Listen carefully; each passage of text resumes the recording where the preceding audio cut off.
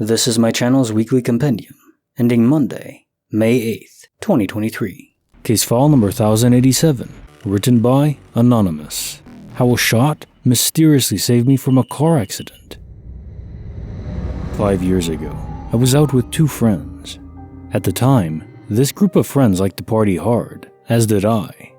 We were a few years out of college, living in a resort town. That night, we went out to dinner and then to a bar. We all did a round of shots when we got to the bar. Immediately after the shot, I felt like I needed to throw up. It was odd, because I had not drank much at all at dinner, and I was very accustomed to taking shots. This was a very bizarre reaction for me. I had been driven there by one of the friends, but I immediately decided I needed to leave, so I got a cab, went home, and felt completely fine when I got home. I would usually have been out until 4 to 5 a.m., but I was home by 11 p.m. I watched TV and went to bed, but the whole night I had a weird feeling. I woke up the next morning, and the two girls I was with had been in a car accident. The person driving was drunk and texting, and she hit a huge telephone pole. The pole fell onto the car, almost splitting the car in half. By the grace of God, the universe, something, neither of them were harmed. But if someone was sitting in the back seat, they would have potentially been dead. I am 100% certain I would have gotten into the car and likely would have been sitting in that seat. I don't fuck with drinking or driving, or anyone who attempts to drink and drive anymore. Would you like even more content? Here's my Patreon. Now onto the stories.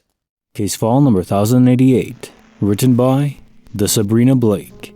Impossible Escape, the dog that broke the Matrix. Our bonus room downstairs has doors that we shut and lock fairly often when trying to clean because my dog likes to chase the vacuum. Well, recently, myself and my mother were the only ones home and I was helping her clean for a party we were having the next day. So we locked our dog in and heard her scratching at the door. She cannot reach the door handle and these doors are heavy. You have to give them a good tug in order to open them. Well, somehow, about 10 minutes later into our cleaning, my dog shows up in the kitchen. Me and my mom were super confused because we'd been with each other the whole time, so neither of us let her out.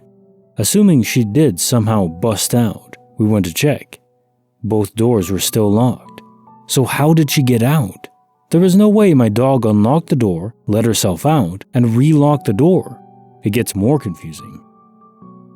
So we joked about the weird situation and went back to cleaning, assuming our dog was just a master escape artist. Our dog wanders off to the living room where her bed is, so we assume she went to lay down. It's kind of her usual spot. As we continue cleaning, we notice from the kitchen window, our dog is now out in the backyard running around. The only way out there would be our front door or the sliding glass door in our living room, which were both completely closed. We were so freaked out we stopped cleaning and just kept an eye on her until the rest of the family came home. Creepy file number 90, written by Excellent Raccoon 32. I thought I was safe in my own home until I found these photos. One morning I woke up and noticed my camera was on top of the sofa opposite my bed. I knew I didn't put it there because it was a very expensive camera and it could easily fall from this place. I had placed it in my cabinet. I went over, picked it up, turned it on, and clicked the button to view photos. There were hundreds of photos of me sleeping, all seemingly taken from the back of the sofa. I was literally so freaked out I couldn't stop crying. I lived alone. It was just photo after photo of me sleeping.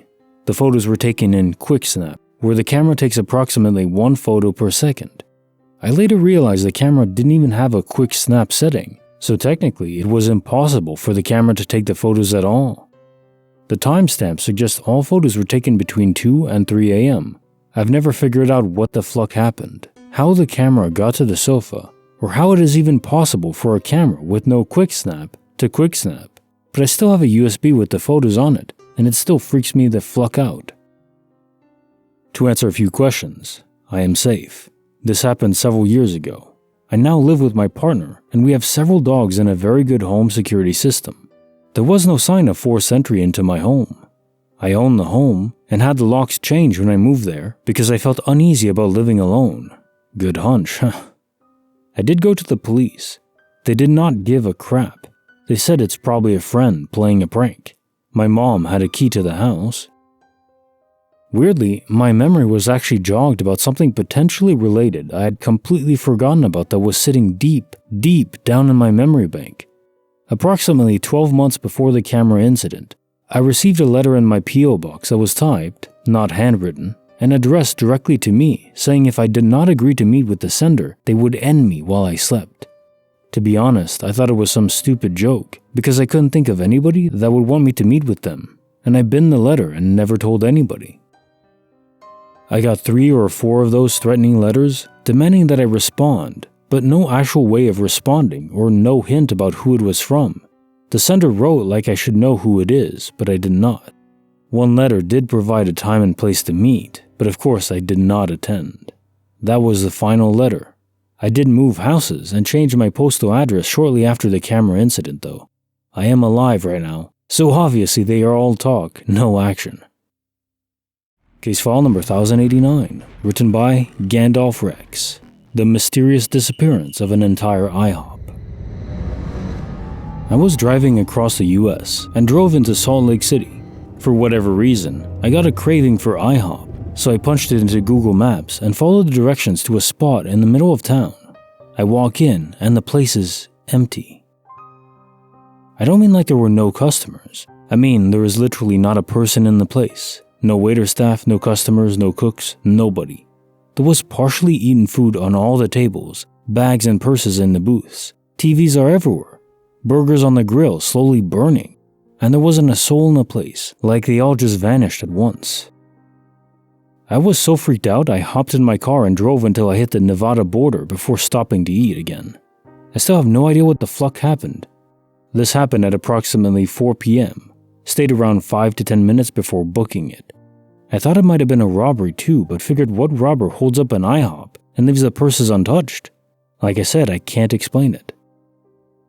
Calling the cops might have been a good idea, but on top of the fact that I've never trusted cops, a few days before I was pulled over by a Nebraska state trooper for a busted taillight, who used it as pretense to throw me in the back of his cruiser while he searched my entire car for a reason to arrest me. Was feeling wary of the blue after that. Besides, what was I gonna say? Some Lovecraftian crap is going down at the IHOP? Send backup. Case file number 1090, written by Undersaw.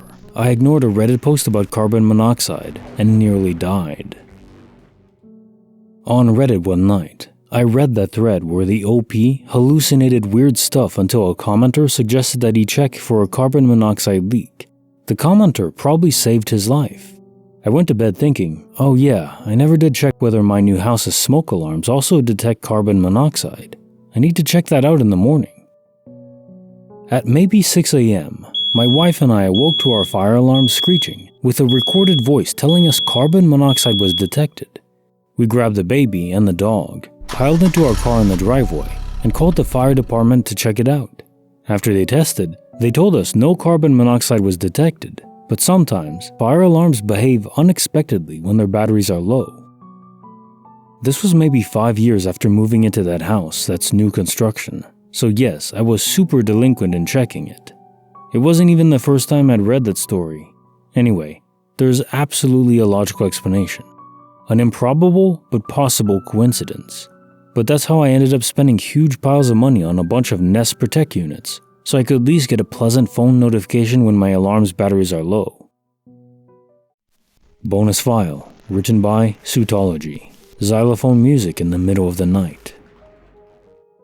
When I was younger, we lived in a 110-year-old Victorian house. Everyone would notice weird things. I was home alone organizing the silverware when I dropped a fork onto the table only to have it bounce once and then fly at the wall like someone slapped it. I still have no idea how you can drop something straight down and have it launch horizontally for 5 feet. My parents, when they first bought the house, turned off all the lights, 5 floors if you count the basement and attic. My mom did the top 2, father did the bottom. They met in the middle, went to the first floor, left, got to the car, and noticed not only was the 3rd floor light on, but the blinds were now up. We had a seesaw. My mother turned on the light and saw it violently going up and down. I was in the basement and felt like a hand brushed down my back. I jumped and turned and saw no one there. I convinced myself it was just my shirt moving weirdly. As I went up the steps, I heard giggling. When I was older, I was sitting on the couch and heard my dad say, "What the fluck? Watch out!" Right before a frame puzzle we had fell on me. My dad said he saw it lift itself off the hook. We had a Mastiff, a Rottweiler, and a German Shepherd. They all refused to go to the attic. Our entrance had 2 sets of doors, the front doors, then a small room, then the second set of doors. We never locked those doors as it was 2 large bolts that went into the floor, and then a third bolt that held the 2 doors together. Locking it was very hard with a key, so you could only do it from the inside with considerable force.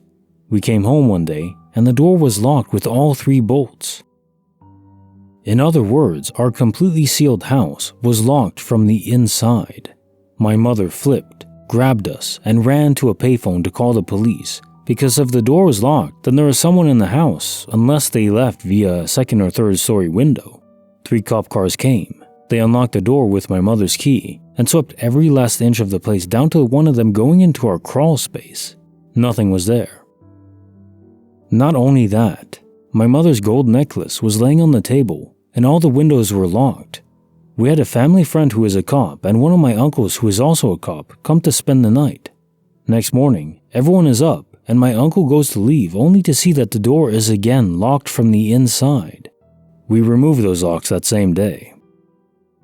Mastiff was lying next to me while I was watching TV. Suddenly, he jumps up and backs into me. He's growling and snarling while staring up at the steps. The other 2 dogs run in and immediately have their ears go back and their mohawks go up. This went on for several minutes. Our German Shepherd started inching towards the step and did a little lunge, nipping at the air, baring its teeth. About 5 seconds later, I heard what sounded like someone full sprinting up the steps of the 1st floor, from the landing to the 2nd floor steps, then the 3rd. I called my mom from the house phone. While on the phone, I heard what I can only describe as a wail from the 3rd floor. Years later, my parents are divorced, and I'm with my dad for the weekend. I helped him clean the 3rd floor. We put the toys into a large toy chest from the closet they were in. While brushing our teeth, I go pale. I'm hearing something, so I shut off the water and ask my dad to listen. We both are completely quiet. The sound starts again. It's a sound of clink, clink, but a bit of a rhythm to it. I couldn't place it at first, then said, "Dad, I think that's a xylophone." We go up and the toy chest is open and the xylophone is on the floor. Case file number 1091, written by Amethystia, the night I predicted an earthquake. I have very vivid and intense dreams. One night, when I was around 13 or 14, I was dreaming of a safari hunt for T-Rexes, and we had to save a golden idol from pirates in the jungle. Strange dream, but during it, while running, everything suddenly stopped. I saw myself face me, not sure how to phrase that, and I said, "Amethystia, wake up! Everything is about to shake, and you're in danger, wake up!" I woke up instantly and sat up confused. Roughly 15 seconds later, my boxer puppy woke up and started whimpering and whining, and the rabbit I had started hopping in his cage. Seconds later, an earthquake occurred. It wasn't very big, but strong enough to knock several photos down and my shelf. Now, this specific shelf was mounted above my head. It was made of a very thick type of wood, and on it was a collection of random prized items, including a quart jar filled with sand and shells, several large books, a heavy statuette, etc. Suffice to say, it was quite heavy. When it fell directly onto my pillow where my head had been a moment before. I hadn't ever felt an earthquake, and I live in a northern Midwest state that rarely gets earthquakes strong enough to be felt. I have had other dreams since that foreshadowed events, but that was the only one that happened immediately after. It still gives me chills. Case file number 1092, written by Mr. Hustles. The chilling moment I spotted a mysterious child on my street. So one night, I'm driving home from a friend's place. It's pretty late, like 2 or 3 in the morning. I live in the suburbs and the streets are relatively tight, so I'm typically driving pretty slow. Don't speed in your neighborhood. Happy neighbors are good neighbors. I'm nearing the turn to enter my road, and from a distance, I see what looks like to be someone outside. Pretty unusual this time at night, as it's all young families and retirees around me. As I get closer, it's definitely a kid, which is even stranger. Like, doesn't this kid have parents? They're standing directly under the streetlight with a raincoat on, and it's not raining, and their hood up over their head so that the shadow cast completely covers their face. I know my neighborhood pretty well, and while I don't know most by name, you know who has kids and who doesn't. This corner house 100% doesn't have any kids. That kid's gaze was locked into my truck, unwavering, turning their head and staring straight at me as I slowly passed, turning right towards my house. This kid only a few feet away. This kid did a full 180 with their body and watched me drive down my street. While I only live 6 or so houses close, it's just enough that I lost sight of the kid. It was super unsettling. I couldn't even quite explain to you the feeling I got from it. I went back into my driveway, put my truck in park, thought about what I saw, and said, I've got to check this out. Back into drive and back down the street, maybe 20 seconds tops since I passed, and the kid was gone, vanished. The roads are straight enough in any given direction that in any short amount of time, that kid would have had to sprint straight up to stand a chance of being out of sight. The fucking demon child is gone. I went home, parked quickly, and didn't take my time getting inside and locking the door. To this day, I never saw the kid again or anything that's given me a bad vibe like that. Damned if I know what was going on. If it was a prank, hats off. You did it, kid. You scared me. Bonus file, written by Mayonnaise, the mysterious woman in Lilac. Was on holiday, staying at an old cottage. Went out to the beach with my mom, dad, and sister, and left my grandma in the house. She fell asleep sitting in a chair in the lounge. At one point, whilst we were out, my half-asleep Nan saw a woman wearing a lilac dress walking through the room. She assumed it was my mom back from the beach. She woke up a short time after and couldn't find us in the house. When we got back from the beach a couple hours later, she said, "Oh, did you go out again? You were back ages ago." We told her that we had only just got back, and she told us she had seen my mom wearing a long lilac dress in the lounge. This obviously wasn't possible. During this holiday, I was sharing a room with my sister. We were young, and in the middle of the night, we heard the front door slam loudly. Our parents came running into our room, but we were still both in our beds. I scrambled and looked out of the window, which was directly above the front door, but no one was outside, and my dad went straight down and could find no one in the house. Another day, my mom went to the bookcase in her room and took a random book out. Placed within the pages, there was an old handwritten note. It was personally written by a lady, and she got a feeling that she shouldn't be reading them. She put them back in the book and put the book back on the shelf. The next morning when she woke up, the note was on her bedside table. She asked my dad if he had moved it out of the book, but he had no idea what she was talking about. We would also find that the furniture had moved downstairs overnight sometimes. My mom also kept finding curtain hooks in her bed and on the side of the table, the plastic things that hold curtains to the pole. Again, if she asked my dad if he had put them there, he'd say he hadn't. When we came to leave, the owner of the cottage came to collect the keys, and my mom asked her if there was a cleaner who might have visited, and the owner said no, why? My mom explained that my nan had seen a lady in the house wearing a lilac dress. The lady said, "Oh, she's at it again." The house was owned by her grandmother, who had recently died. Her favorite outfit was, you guessed it, a long lilac dress. Apparently, they had already had the house blessed because she had made a couple of other appearances. When she died, they didn't clear her stuff out, and the house had just put it up as a holiday rental, which is why the note hadn't been previously found. Once we left and went home, for the next few years, my mom would find curtain hooks in her bed at home. I moved out of our family home to go to college and university, and at my student house, I once found a curtain hook in my bed there. There were no curtains in the house, only blinds. My mom stopped finding them in her bed after a few years, but believes it was a woman in Lilac. My whole family witnessed all of this, so it adds credibility to what happened, combined with the owner's testimony about her gran. It actually kind of creeps me out writing this down now, as it has kind of been forgotten and posting it makes it feel real again. But this was a genuine experience we all shared. I hope I didn't miss anything, and if you made it this far, thanks for listening. Case file number 1093, written by Awesomely Lily. How a boat defied gravity and saved our lives. When I was a kid, my mom and I were sitting at a red light. The car in front of us went while the other side was turning. The car T-boned a vehicle that had a boat on the trailer. The boat flew off the trailer and was heading straight towards our car.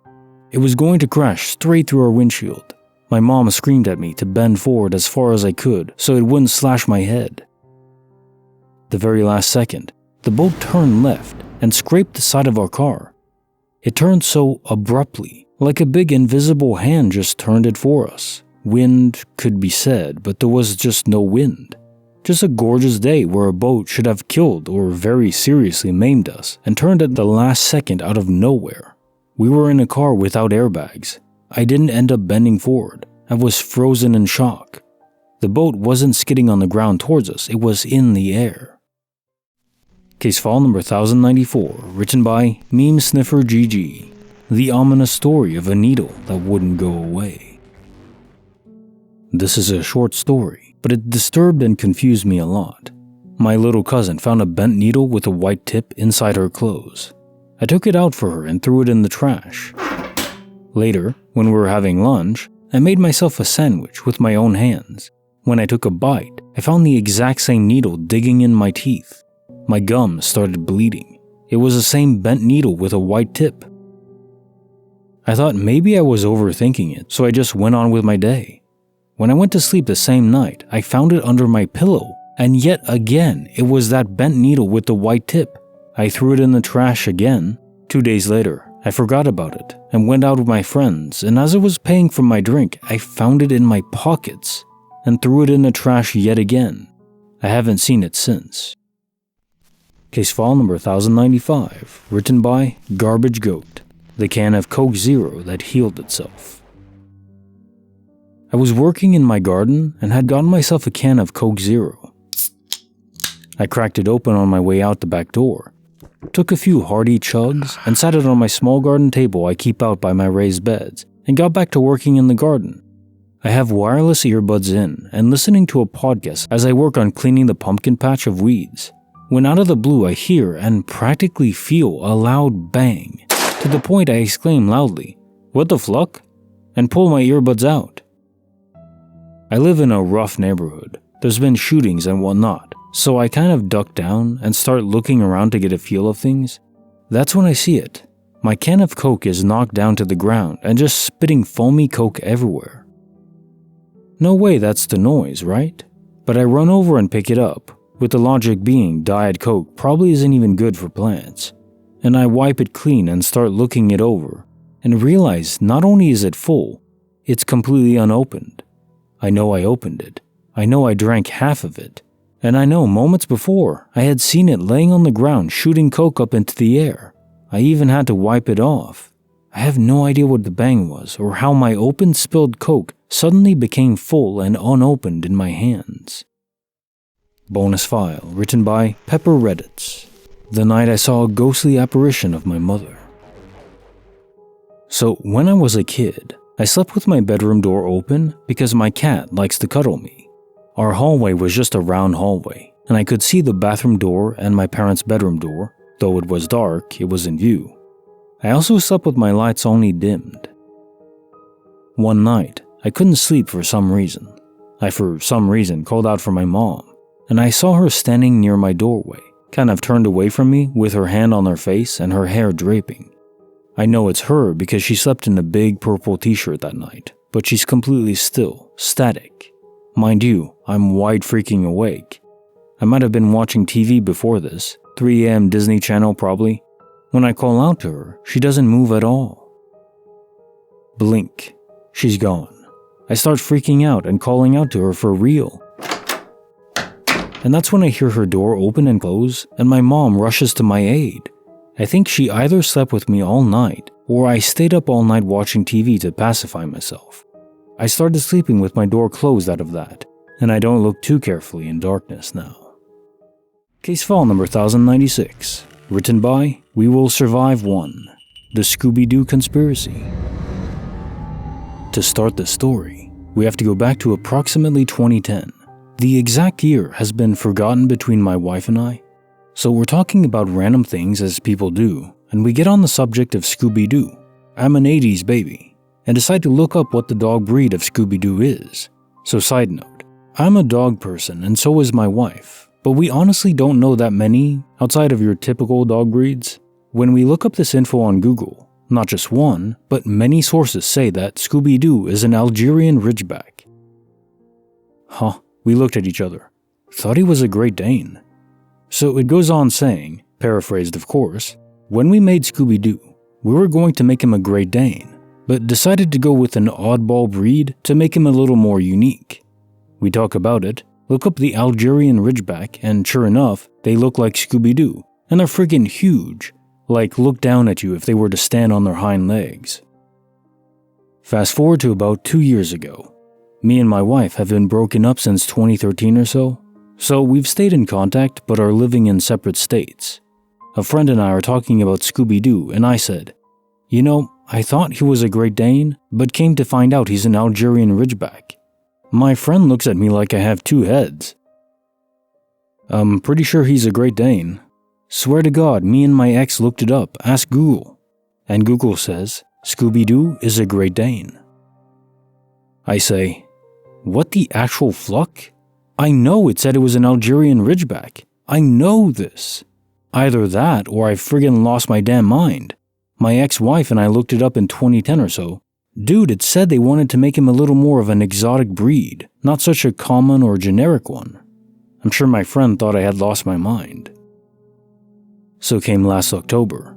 My wife and I work things out and get back together. We're getting a ride from the aforementioned friend, and my mind clicks. I can prove the whole Scooby-Doo thing to him. "Hey Jess," my wife. "Yeah babe, what dog breed is Scooby-Doo?" "Algerian Ridgeback, why?" "See dude, I'm not losing my freaking mind. She saw it too." My friend is just a blank stare, stuck. I know his brain is trying to process it all. My friend says, I don't know what to say. "Jess, what the hell are you talking about?" And I say, "He's not an Algerian Ridgeback no more. He's a Great Dane now." "What do you mean?" "Ask Google. He's a Great Dane." I asked if he had ever been anything other than a Great Dane. Google doesn't say anything in any article or website about him ever being an Algerian Ridgeback. I swear to God, Jess. She proceeds to look it up. Blank stares soon ensue on her face. "What the fluck, Jason? He was an Algerian Ridgeback when we looked it up." I know, right? Now, side note to this. My wife and I believe in quantum immortality. We both believe we've died and jumped parallels at least once each. Other stories for other times. So between the three of us, we talk about all the possibilities of what happened here, but come to the conclusion that either it's a Mandela and someone changed something during their time travel, or we both died, landed in some parallel quantum immortality universe, or we both lost our minds and were having a shared delusion from 12 years back. I think my buddy was thinking the latter. I looked on the way back to the machine, everything, and Google never, nor any website, said that Scooby-Doo was anything other than a Great Dane, ever. I swear this is the weirdest of all things in a string of weird incidents lately, last few years. I've had a few instances where I know I died. Dude, I know I died. I was sitting on the edge of my bed, folded all the way over, head between my knees, and it was like the breath of God got put into me. I took a big breath the same time that I straightened up, and I could see my skin go from purple back to white as I took my first breath. I sat there for an hour just thinking to myself, damn, I died. How did I start breathing again? Case file number 1097, written by Standing Pretty. The Matrix swapped my driving history.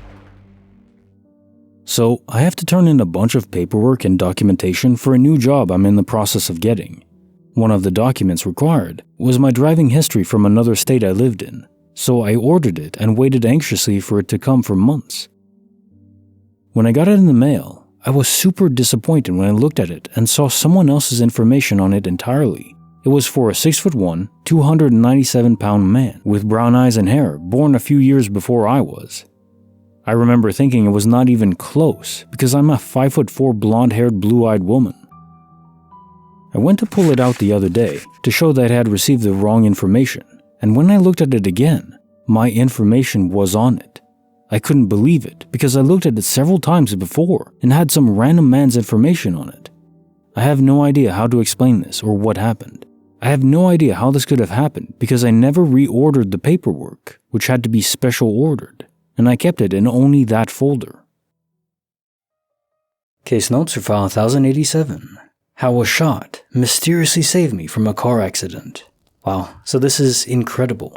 Was this some sort of guardian angel that interfaced with your subconscious, but wasn't able to induce a voice like most hear? Instead, giving you a strong sensation of being sick to induce you to leave earlier. I mean, you literally would have stayed another 6 hours or 5 or 6 hours otherwise.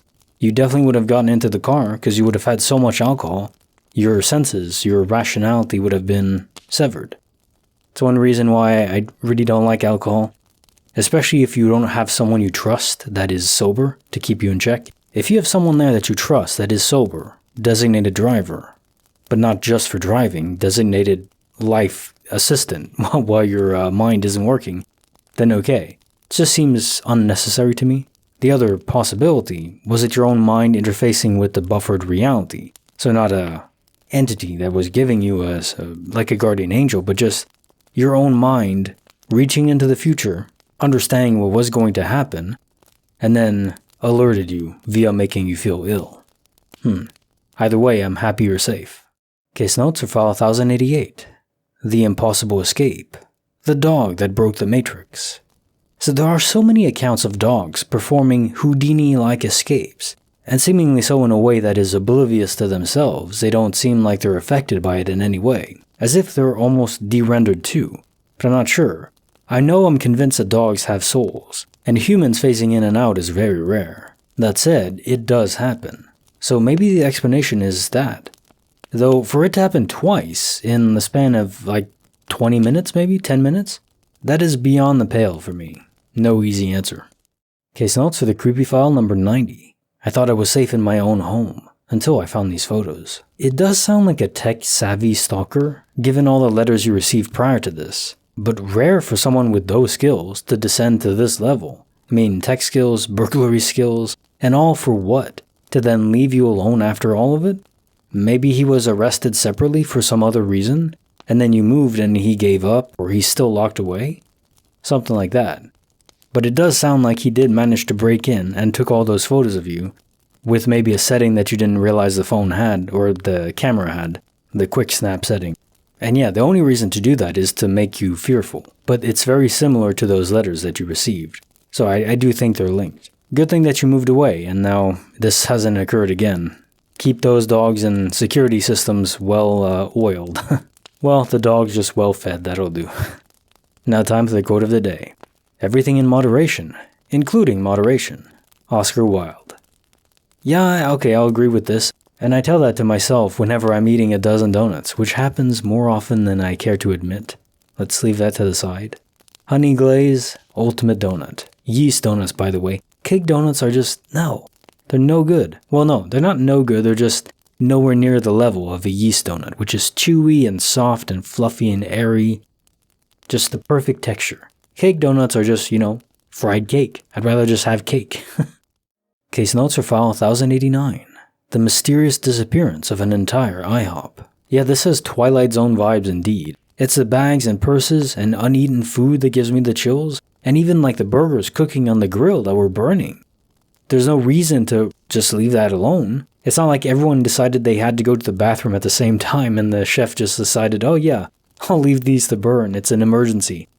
I don't think that's the case. If everything was empty, including the plates or evidence of anyone else having been there, you could chalk it up to a weird but plausible slow business day. Maybe just one chef and one receptionist or waiter. But no, there were plates that had food in it. There was a burger on the grill. You can't explain that away in my mind. No one leaves their purses behind unattended, especially these days. So it's all down to the emptiness of it, no human beings present.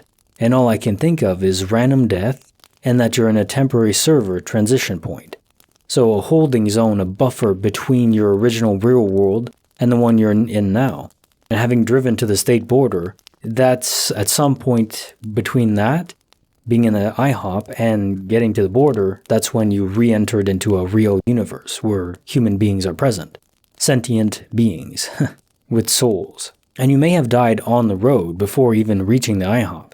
The IHOP may not be related at all. I don't know if it caused your death. There was some random booby trap that you entered into one IHOP in the original universe and there was a weight that fell on your head for some reason and then you're in the holding zone.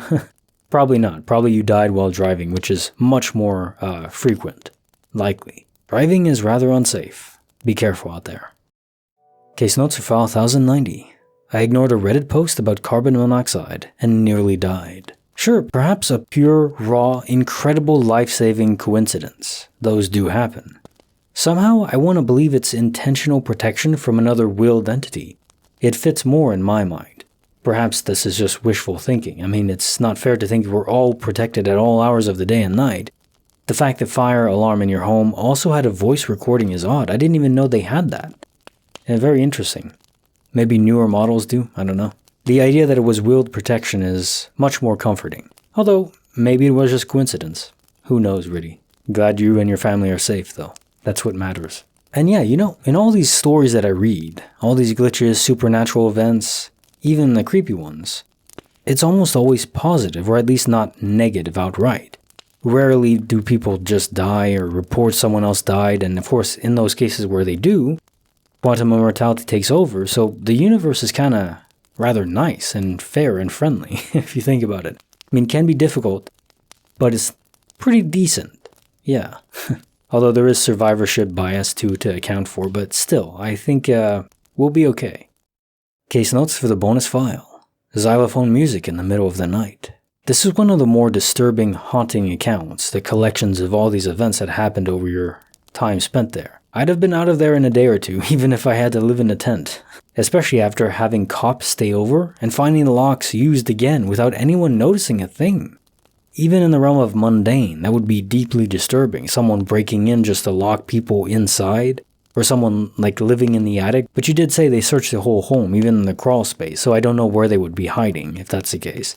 This is like a boiling cauldron of supernatural forces with all the spices and a lot of cayenne pepper mixed in. It's all acts of poltergeist activity. Not a place to live. Whoever's living there now, if it's still around. Yeah, I wish them luck. And now time for the quote of the day. Nothing gives one person so much advantage over another as to remain always cool and unruffled under all circumstances. Thomas Jefferson. Hey, founding father. Very wise in this case, for sure. The cool and calm as a cucumber.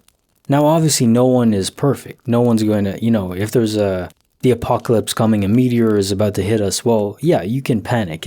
Everyone's going to some extent, right?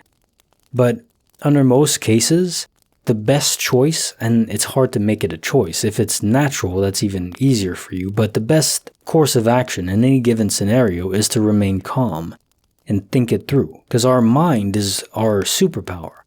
If we're in panic mode, we're not really thinking. We're reacting. We're operating on instinct. And we're not really able to think. So if there's an emergency, try to take a breath, try to calm down, and try to think it through if there's time to do that at all. That'll be your best course of action.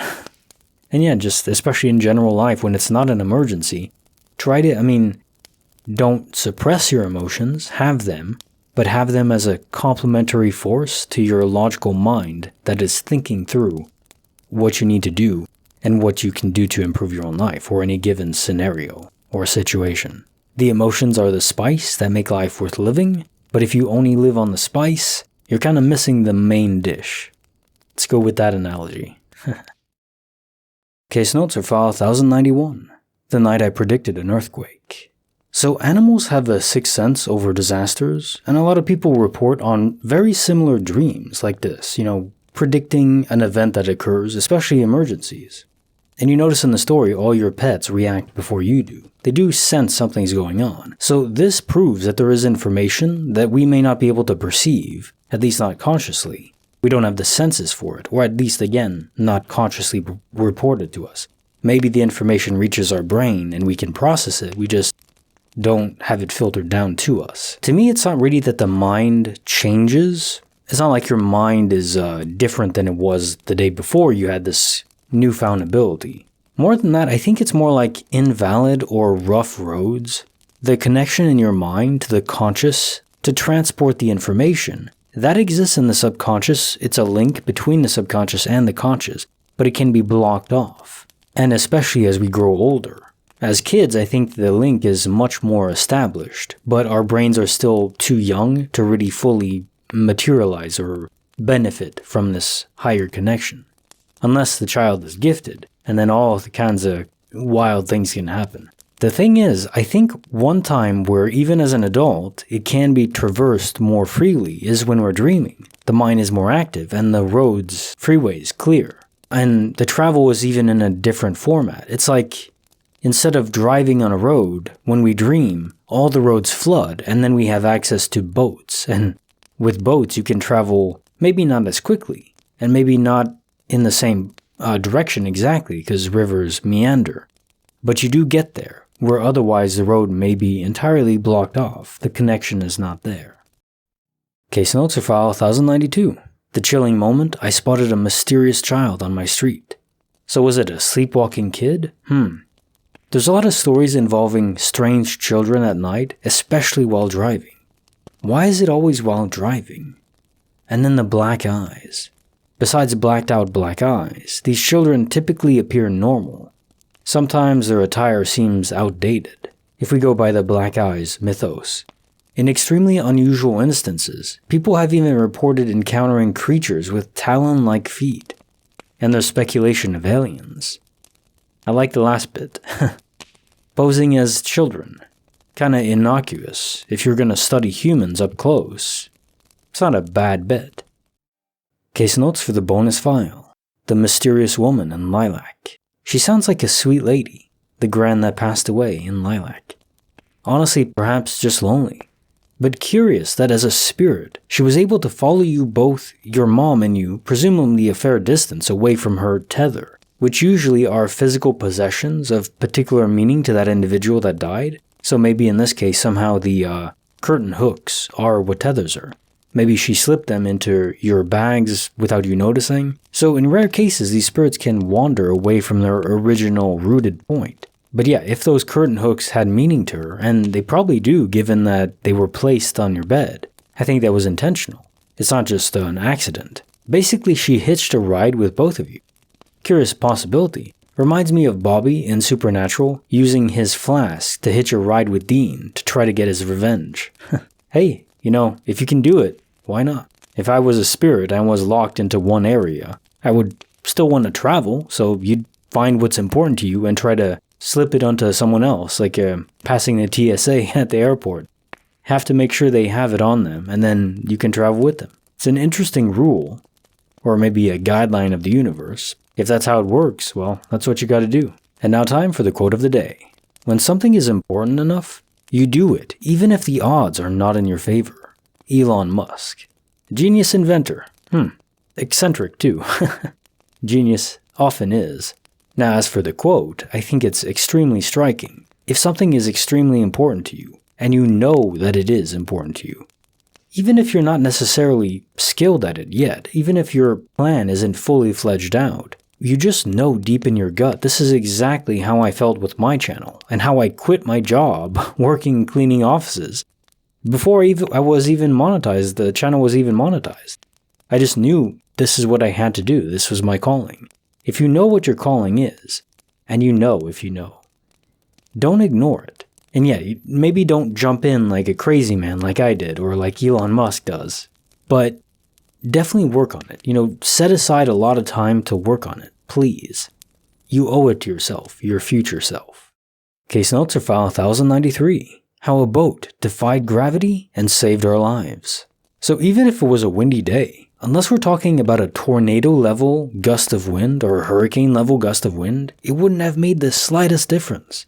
The kinetic energy of an average-sized boat, figure the type you'd haul to a lake for a weekend, even traveling at a modest 10 miles per hour from a crash towards you, would be conservatively 20,000 joules of energy.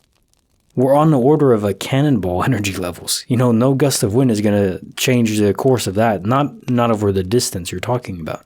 So as you describe it, I think it's a guardian angel indeed. Nothing else really fits. Even quantum immortality wouldn't, because in those cases, there's a very obvious transition point where memory is cut. Or if you remember it, there's a small rewind, reset. If you have a memory of what happened, but you're reset back a few minutes in time in the new universe. In this case, it wasn't a transition point. It was a fluid motion from the universe itself. I'll never stop wondering why it happens, and specifically just for some people. If quantum immortality is real, then why do we need guardian angels? Maybe the guardian angels don't even know about quantum immortality. So, why not? If they're just spirits, for instance, they wouldn't necessarily know about quantum immortality. If they're just fragments of souls that are left behind, and the bulk of their soul is in a new universe, they wouldn't be consciously aware of it, and they just know about this existence here. They think if you die, maybe you're just trapped in limbo forever. So they might want to save other people from that fate, because otherwise there is a disconnect. If it's a universe itself, I don't know why they would care, because if you die, you just go to a different universe, unless maybe you die in every single copy, and you can't. There has to be one copy of you to reach the end. From natural age or something. Case notes are file 1094. The ominous story of the needle that wouldn't go away. So the key detail is how it eventually did go away, but this is when you were at a different location, movie theater. So maybe the distance was great enough that even as a cursed object, it wasn't able to follow you. Frankly, I'm not yet convinced over curses exactly. But the fact it appeared inside your own sandwich is deeply freaky. It's not like you could accidentally make a sandwich with the needle. Like if you threw it away and it stuck in your clothing or something, you would still notice it. And then it kept coming back. There's no explanation for that in my mind. And it's not like it would be a prank. That would be easily attempted murder. If you swallowed it, that you don't want that to happen. Case notes for file 1095. The can of Coke that healed itself. So yeah, this probably is one of the more classic examples of quantum immortality. What an account too, damn. Imagine living in an area where there are random shootings at night. What happened, I think, is that the bullet accidentally hit you. I doubt anyone was trying to harm you specifically. It was just passing through the can of Coke, or maybe there was a second one after the first one, which did actually damage the can of Coke, which was fizzing everywhere, spilling the delicious nectar all over the place. And then there was another one, and then that's the point when you actually died, and then you're in a new universe, one where no one shot anyone, and the can of Coke was unharmed, and you were too. And even if you didn't immediately pass away, adrenaline is a crazy wild drug where you wouldn't even necessarily feel anything, even from the shock too. You can get hit and not notice right away, so you may have died without even realizing it happened. There's no transition point either, but the memories are very clear of what happened, and it's a point in time where I don't think anything else would explain the can of Coke just healing itself. It wasn't reset, unless it was a time rewind. But if that's the case, it would just have repeated. You would have heard the same thing happening again. One thing's for sure, I certainly hope you moved areas, because that's not a place I would want to live. Some of the inner cities aren't exactly hospitable. Although, back in Montreal, that was a pretty safe place, even at night. I like that. Originally, I was just a doorman for, like a indoor doorman, like electronic doors. So just like the night watchman, you could say, for a condominium in downtown Montreal. Quite like that. And I'd bike there at like 11 p.m., finish at 7 a.m., bike home, get a dozen donuts on the way back. Tim Hortons. Good stuff. Case notes for the bonus file. The night I saw a ghostly apparition of my mother. So I too slept with lights on, even into my teenage years. Not anymore, But there's a certain comfort from the warm glow of light. Even now, sometimes I'll nap with the lights on, and it's just kind of comforting. It's like a warm blanket of light. So in the case of this story, hypnagogia is possible here. It's not sleep paralysis, sort of a softer variant of it, where you're in that transition from sleep to waking, but you're not paralyzed. You can still move your body normally. Yet, the mind can conjure up visions and other anomalies like you're still partially dreaming. It could also have been astral projection, given that your mom was wearing the proper attire, as you would have expected it based on what she was wearing the night, a few hours before she went to bed. Wearing the same thing does indicate it could be astral projection. You were calling out to her, her soul just latched on and came to check on you. Either way, pretty wholesome. Nothing to fear in my mind. And now time for the quote of the day. I love deadlines. I like the whooshing sound they make as they fly by. Douglas Adams. Right. Deadlines. I never really mentioned how I operate the channel and how I'm so consistent, and I try to be. It's not necessarily that I'm consistent day to day, it's that I have a buffer going. I keep things buffered on the channel, so there's a lot of episodes ahead. I try to make one extra per week. So that way, if I have a day where I just want to veg out and I'm lazy or I didn't sleep enough so I can't even speak, my mind's not there, then I'll just take the day off or a few hours off, or I don't really have a set schedule. I just work when I feel like it, to an extent, and then just try to produce enough to have a buffer. And that way, I don't really operate on deadlines necessarily. I think for most people this might not even work. People do require deadlines of a certain sort, but it works for me, so that's cool. Case notes are file 1096. The Scooby-Doo conspiracy. I was gonna say that I'm really sorry for the divorce, and I guess I still am, but that you made it up with Jess and got back together, that helps a lot. And even the psychological instability from a duo Mandela effect? Mandela maybe? Personally, I think the Mandela effect is more likely not a glitch in of itself, but a simple consequence of quantum immortality. It's a symptom of the disease. Well, the effect. Moving universes, there'll be subtle changes, of course. Usually not many of them. But if you're talking about grand-scale concepts like names of characters, or a show, or a spelling of a cereal like Fruit Loops, indeed, being Fruit or Froot, pretty sure it was always fruit, like actually spelled fruit, Fruit. But apparently not, it's always been double O, so who knows.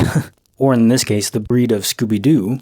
Those definitely changing between worlds wouldn't be too surprising. The only thing that makes me scratch my head is when two people experience the same Mandela effect. If this effect is a simple consequence of quantum immortality, then it does mean that people can die together in one universe and have their consciousness move to another together. What creates this bond? Is it simply love? Do our souls literally become linked? Like some sort of quantum entanglement? And is it just the result of spending enough time in proximity to someone else? Or does it actually require a feeling of love to truly persist? Case notes are file 1097. The Matrix swapped my driving history. So yeah, I think this is simply a case of the universe correcting its error. Think of how isolated paper is while in mail transit, then interacting with no sentient players at all, and thus not in render. I believe the universe keeps tracks of data points, like where the object is heading to, and so on, but it's not loaded in the same way objects in view are. And so because of that, in these isolated events where the waveform is, let's say, looser, there are more errors. They're prone to more errors. That's just my speculation, but I think it makes sense. When objects are out of view from any sentient being, then there is a greater chance that they will de-render. And not just de-render, because they're always being de-rendered when not in view, but not render back in correctly when they're supposed to. Or in a different place, or duplicated from a different universe. It's not a disappearing object phenomena, it's a re-render error. And now time for the quote of the day. How lucky I am to have something that makes saying goodbye so hard. Hey, Winnie the Pooh. I had this hardcover book of Winnie the Pooh back in the day. I think there's a cartoon of Winnie the Pooh too, right? I never watched that. Just had this book of it. It's a kid's story, but it doesn't mean it's wrong. If you have something that you don't want to say goodbye to, it means you cherish it. Think of that. Think of the things you don't want to lose. If they're relationships or objects, but of course, especially if they're relationships, then consider just how important they are to you, and don't wait until you have to say goodbye, and maybe you never will, but you don't know. Maybe they move, maybe they pass away, who knows what will happen in the future. So if there's someone in your life where you would feel incredibly sad if they had to leave, if they weren't around you anymore, maybe day to day you don't really think of it, of how valuable they are to you, but no, they should be. And make a mental note to appreciate them. Say that you enjoy spending time with them, and make an effort to spend time with them. It's worth it. If you don't, you may end up regretting it.